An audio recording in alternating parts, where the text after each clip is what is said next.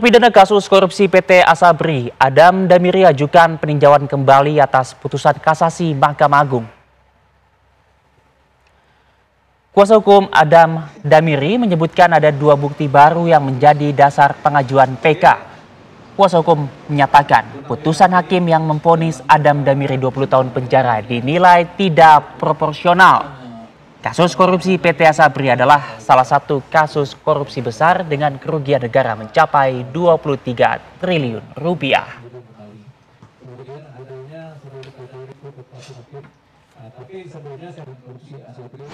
Putusan tingkat pertama sudah dianggap tidak berlaku, putusan tingkat kedua banding sudah dianggap tidak berlaku, dan putusan yang berlaku adalah kasasi. Jadi kita PK terhadap kasasi. Begitu. Pemirsa, pemerintah menetapkan kawasan industri modern Cikande, Banten berstatus terpapar radioaktif. Kementerian Lingkungan Hidup akan menuntut PT PMT dan PT Modern Cikande secara pidana dan perdata atas cemaran radioaktif jenis cesium-137.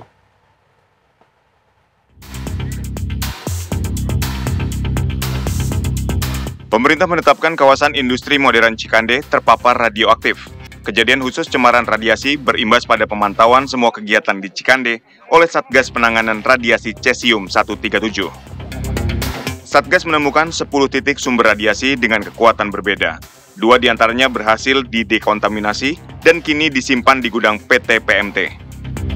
Kementerian Lingkungan Hidup akan menuntut PT PMT dan PT Modern Cikande secara pidana atas cemaran radioaktif jenis cesium-137. PT PMT merupakan perusahaan tempat pengolahan material yang mengandung cesium-137, sedangkan PT Modern Cikande sebagai pihak pengelola kawasan industri.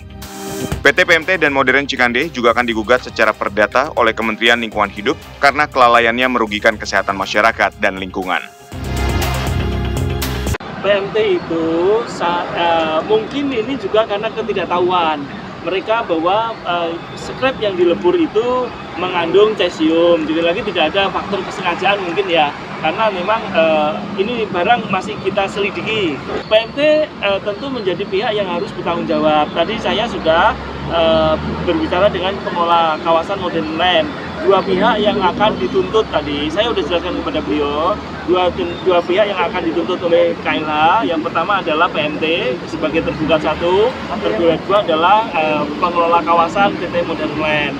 Jadi mulai dari pendekatan pidana ini terus kita lakukan karena melanggar Undang-Undang 32 2009 pasal 98 ayat 1. Nah, yang atas kelalaiannya, jadi kita melihat atas kelalaiannya.